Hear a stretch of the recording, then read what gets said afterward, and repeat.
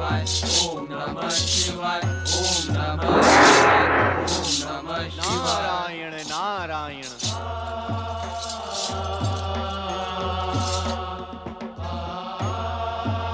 हर हर महादेव, हर हर महादेव, हर हर महादेव, हर हर महादेव।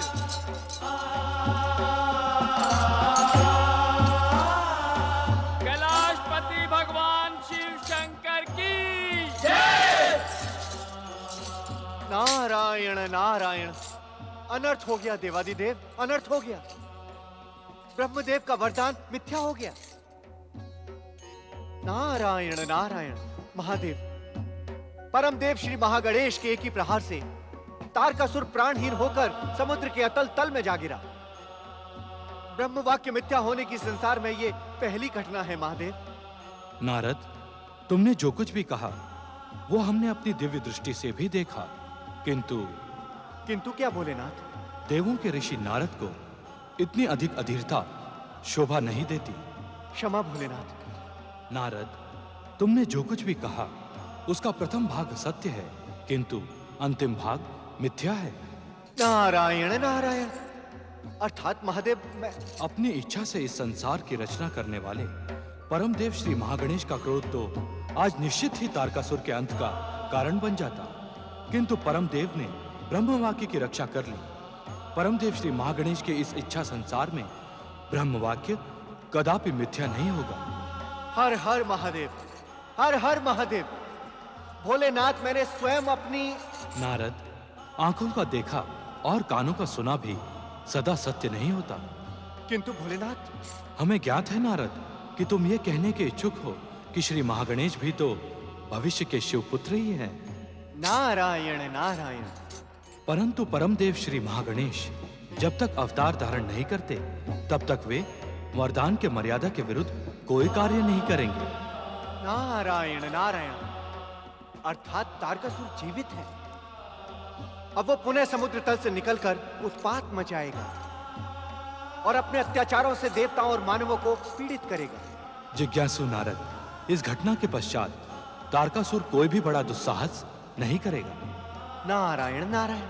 प्रभु, यदि तारकासुर दुस्साहस नहीं करेगा तो उसका वध कैसे होगा?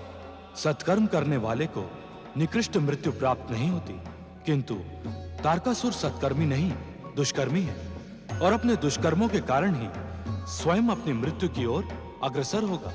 नारायण नारायण। पात्र तारकासुर। ओम परमदेवाय नमः। ओम महागणेशाय नमः। क्या आपके महागणेश ने परमदेवाय मेरे पौत्र नमः। तारकासुर के लिए अशुभ भविष्यवाणी की थी? बताएं ऋषिवर, मेरे पौत्र तारकासुर को क्या हुआ है? बताएं। दीदी, परमदेव श्री महागणेश ने शिवपुत्र होने का संकेत तो दिया था, परंतु यह वरदान स्वयं तारकासुर ने ब्रह्मदेव से मांगा था। मैं आपसे भविष्यवाणी के विषय में पूछ रही हूँ, बताएं ऋषिवर। उस विषय में मैं कुछ नहीं जानता, किंतु यह अवश्य कह सकता हूँ कि अवश्य तारकासुर ने कोई दुष्कर्म किया होगा। ऋषिवर, क्या तारकासुर केवल मेरा ही पौत्र है? उसका आपके साथ कोई भी संबंध नहीं? यही तो मेरा दुर्भाग्य है दीदी कि मैं दैत्यों का पिता और पितामह होने के लिए अभिशप्त हूं। इसी कलंक को मिटाने के लिए मैं मंगल करता महागणेश की पूजा आराधना किया करता हूं। दैत्य माता दीति, मेरे रोकने पर भी तारकासुर ने कृतिकाओं के दिव्य नक्षत्र लोक में जाकर शिव पुत्र को हानि पहुंचाने की कुचेष्टा की, परंतु श्री महागणेश के प्रहार से आहत होकर समुद्र के अतल तल में जा गिरा। दैत्य गुरु, कहीं मेरा तारकासुर। हम आपसे यही कहने आए हैं दैत्य माता कि तारकासुर अभी जीवित है, मरा नहीं है। परमदेव श्री महागणेश के क्रोध ने तो ब्रह्म वाक्यों को असत्य सिद्ध कर दिया होता, किंतु अंत समय में उसकी पत्नी पतिव्रता देवी शांबुकी के रक्षा कवच ने परम देव श्री महागणेश के क्रोध से तारकासुर की रक्षा करनी। पौत्र वधु शांबुके, मुझे तुम्हारी निष्ठा से एक पतिव्रत धर्म के पालन पर गर्व है। तुम निश्चित ही दैत्यों के पराक्रमी पुत्रों की माता बनोगी। मेरी ही भांति तुम्हारा नाम भी दैत्य जाति में सदा अमर रहेगा। दैत्य गुरु, तारकासुर को अपनी मंत्र शक्ति से निकालो। ये कार्य आपके अतिरिक्त और कोई नहीं कर सकता, क्योंकि इन्हें तो तारकासुर के पिता में होने का भी पश्चाताप है। कुछ करें दैत्य गुरु, कुछ करें। हम वही करने जा रहे हैं दैत्य माता। किंतु क्या दैत्य गुरु? यदि इस घटना के पश्चात तारकासुर ने हमारे आदेश का उल्लंघन किया तो सर्वनाश से उसकी रक्षा कोई नहीं कर पाएगा। नहीं। ओम नमः शिवाय। के पौत्र महाबली असुरराज तारकासुर, जागो। ब्रह्म वाक्य ने श्री महागणेश के क्रोध से तुम्हारी रक्षा कर ली। अब मृतकों की भांति पड़े ना रहो। जागो तारकासुर, तुम दैत्य जाति का गौरव हो। जागो तारकासुर और स्वर्ग की ओर पुनः प्रस्थान करो। तुम दैत्य जाति का गौरव हो। इस प्रकार अचेत पड़े रहकर दैत्य जाति को लज्जित ना करो। जागो तारकासुर, जागो। महाबली तारकासुर, तुम्हारी परम शक्ति के सम्मुख पर्वत डोलने लगते हैं, पृथ्वी कांपने लगती है, अग्नि चंदन के समान शीतल हो जाती है, वायु अपना मार्ग बदल देती है और आकाश अपनी गर्जना बंद कर देते हैं। तारकासुर, तुम सर्वनाश के घूमते हुए चक्रवात हो, किंतु आज इस प्रकार अचेत क्यों पड़े हो? जागो, जागो तारकासुर, जागो।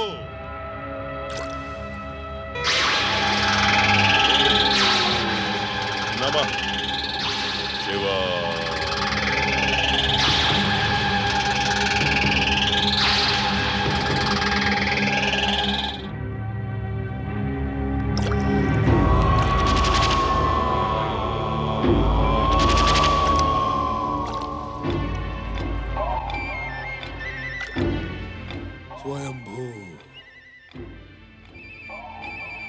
अपने हठ का परिणाम देख लिया तुमने महाबली तारकासुर।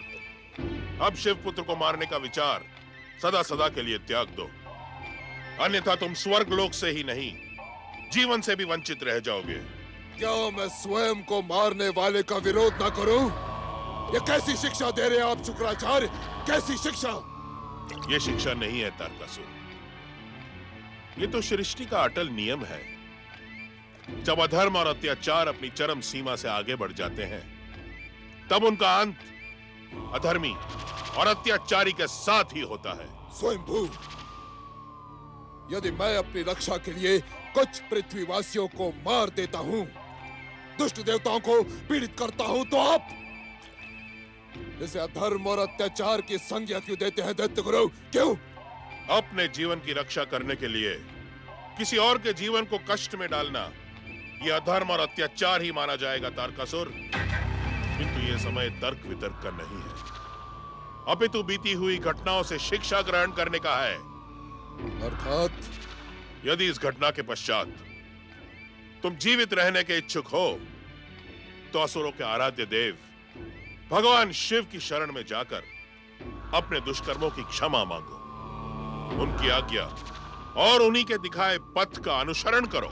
नहीं शुक्राचार्य, नहीं। क्षमा मांगना हम असुरों का स्वभाव नहीं। हमें तो संस्कार में प्रतिशोध, रक्तपात, युद्ध की शिक्षा दी जाती है। आप स्वयं तारकासुर से शिव आराधना की अपेक्षा ना करें। तारकासुर, तुम्हारे जीवन की रक्षा करने का यही एकमात्र उपाय है। हर उपाय महाबली, बहुबली, स्वर्गाधिपति असुरराज तारकासुर के भुजाओं में सुरक्षित है शुक्राचार्य, जिसका पुत्र मुझे मारने के लिए जन्म ले चुका हूं। मैं उसके शरण में जाना कदापि स्वीकार नहीं करूंगा, कदापि नहीं। किंतु ऐसी विषम परिस्थिति के पश्चात तुम करोगे भी क्या?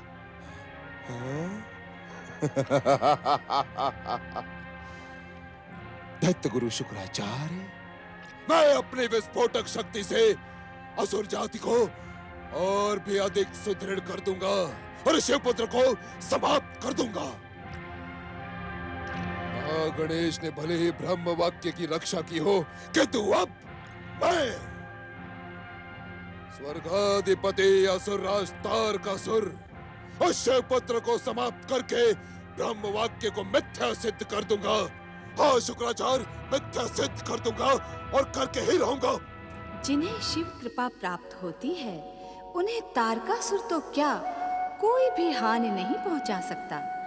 तारकासुर ने भले ही शिवपुत्र का वध करके ब्रह्म वाक्य मिथ्या सिद्ध करने का निश्चय कर लिया हो, किंतु विधि के विधान में क्या लिखा है इसका ज्ञान तो केवल श्री महागणेश को ही है।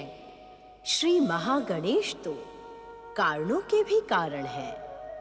उनकी इच्छा के कारण ही माता पार्वती को पुत्र रूप में उन्हें पाने से वंचित रहना पड़ा। इसी कारण माता पार्वती के लिए अब और प्रतीक्षा करना असंभव हो गया है। बार बार आश्वासन पाकर भी मेरा धैर्य अब समाप्त होता जा रहा है। मैं एकांत में बैठी केवल तुम्हारा ही चिंतन करती रहती हूँ। क्या तुम्हें अपनी माता के हृदय की वेदना का आभास नहीं होता महागणेश? तुम तो अंतर्यामी हो, परात पर ब्रह्म हो, सभी विघ्न बाधाओं का अंत करने वाले विघ्नहर्ता हो। फिर मेरे जीवन के विघ्नों का अंत क्यों नहीं करते? तुम तो विश्व को वरदान देने वाले हो महागणेश, हर एक को प्रेम करने वाले परम देव श्री महागणेश। अपनी माता से ऐसा दुराव क्यों? क्या तुम अपनी माता के लिए निष्ठुर हो गए हो? तुम अपनी माता की इतनी कठोर परीक्षा क्यों ले रहे हो महागणेश? ये प्रश्न तुमसे शक्ति स्वरूपा देवी पार्वती नहीं, अपितु भविष्य में तुम्हें जन्म देने वाली तुम्हारी माता पूछ रही है। मुझे उत्तर दो श्री महागणेश, मुझे उत्तर दो, मुझे उत्तर दो।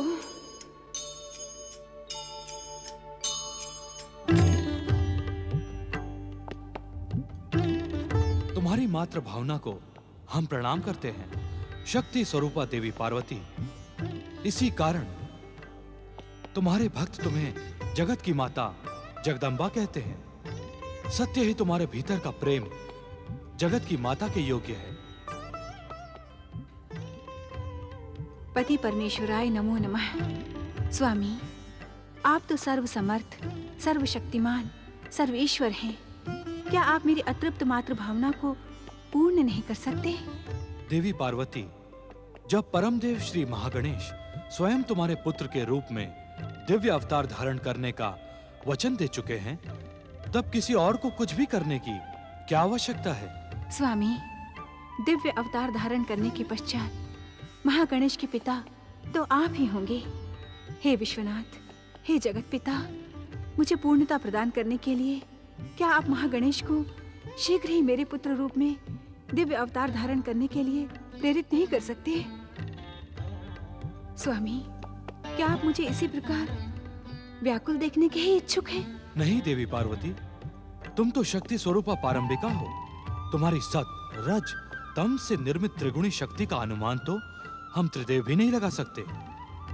इस सत्य को समझने का प्रयास करो शक्ति स्वरूपा देवी पार्वती, कि शक्ति को इस प्रकार व्याकुल होना शोभा नहीं देता। हमें यह कहते हुए संकोच हो रहा है, किंतु यह परम सत्य है। प्रायः हम स्वयं तुम्हें इस प्रकार उद्विग्न देखकर व्यग्र हो जाते हैं। आप सत्य कह रहे हैं स्वामी, मेरे कारण आपको व्यग्र होना पड़ता है। हाँ देवी पार्वती, ये परम सत्य है। किंतु किंतु क्या स्वामी? किंतु हम माता और पुत्र के संबंधों के बीच आने के इच्छुक नहीं हैं। इसी कारण व्यग्र होकर भी हम शांत रहते हैं। किंतु पुत्र ने तो अभी तक जन्म ही नहीं लिया स्वामी। शक्ति स्वरूपा देवी पार्वती, यदि पुत्राकांक्षा के वश होकर तुम इतना अधिक उद्विग्न ना होती तो जान जाती कि शिवपुत्र ने जन्म ले लिया है। ये आप क्या कह रहे हैं स्वामी? हम अक्षरशः सत्य कह रहे हैं देवी पार्वती। परंतु हमारा पुत्र माता पिता के स्नेह से वंचित रहकर अपनी 6 अन्य स्नेहमयी माताओं की स्नेह छाया में पल रहा है। ये कैसे संभव है स्वामी? पुत्र का जन्म हो और माता को पता भी न चले? देवी पार्वती, ये समस्त जगत माता के रूप में तुम्हारी आराधना करता है। तुम जगदम्बा के नाम से संबोधित की जाती हो। क्या तुमने समस्त जगतवासियों को अपने गर्भ से जन्म दिया है? अर्थात? शक्ति स्वरूपा देवी पार्वती, माता और पुत्र का संबंध देह से परे आत्मिक भी तो हो सकता है। स्वामी, हर जीवात्मा से मेरा आत्मिक संबंध ही तो है। हाँ देवी पार्वती, जिस शिवपुत्र ने जन्म ले लिया है वो तुम्हारी स्नेह छाया से वंचित है। वास्तव में उसका जन्म तुम्हारी स्नेह कामना का स्पर्श पाकर हमारे तेज से प्रकट हुआ है। स्वामी, इस समय मेरा मन रहस्य और पहेलियों की भाषा सुनने के लिए प्रस्तुत नहीं है। शिवपुत्र का उल्लेख सुनने के पश्चात मेरे मन के भीतर उत्साह का सागर उमड़ रहा है। देवी पार्वती, यदि तुम शिवपुत्र को माता का पूर्ण स्नेह प्रदान करोगी तो श्री महागणेश के दिव्य अवतार की माता बनने का श्रेय शीघ्र ही प्राप्त होगा। स्वामी, शिवपुत्र को पाने के लिए मुझे किसी प्रकार के प्रलोभन की आवश्यकता नहीं है। परम देव श्री महागणेश जैसे दिव्य अवतार की माता बनने का सौभाग्य मुझे प्राप्त होगा, ये अटल सत्य है। किंतु इस समय मुझे आपकी कृपा से जो सौभाग्य प्राप्त हुआ है उससे मैं और वंचित रहना नहीं चाहती। बताएं स्वामी, कहाँ है मेरा पुत्र? देवी पार्वती, आज तुम्हारे सम्मुख हम इसी रहस्य का उद्घाटन करने आए हैं। स्वामी, इस समय मेरा मन अपने पुत्र से मिलने के लिए आतुर हो रहा है। कृपया उसे आप मुझे सौंप दें। स्वामी, ये रहस्य आपने मुझे अब तक क्यों नहीं बताया? किंतु इसके लिए मैं आपको दोष नहीं दूंगी स्वामी। संभवतः मेरा ही भाग्य इसके लिए दोषी था। नहीं नहीं देवी पार्वती, यदि आप स्वयं को दोषी ठहराने लगी तो इस संसार में निर्दोष कौन रह जाएगा? आप विचलित न होकर इसे श्री महागणेश की लीला मान लें। माता पिता की स्नेह छाया से दूर शिवपुत्र का पलना निसंदेह परम देव श्री महागणेश की लीला ही थी। उनकी कृपा से आज मुझे शिवपुत्र का संकेत प्राप्त हुआ है। अब मैं एक क्षण भी प्रतीक्षा नहीं कर सकती स्वामी। देवी पार्वती, श्री महागणेश के इच्छा संसार में हर एक को उनकी इच्छा आदेश की प्रतीक्षा करनी ही पड़ती है। नहीं स्वामी, शिवपुत्र का संकेत पाने के पश्चात मैं अब और प्रतीक्षा नहीं कर सकती। मैं मातृशक्ति होने के कारण इस प्रतीक्षा के अंत के लिए परम देव श्री महागणेश को आदेश दूंगी। उसकी कोई आवश्यकता नहीं है देवी पार्वती। हम इसी समय नंदी आदि शिवगणों को भेजकर शिवपुत्र को कृतिकाओं के नक्षत्र लोक से कैलाश आने के लिए आमंत्रित करेंगे।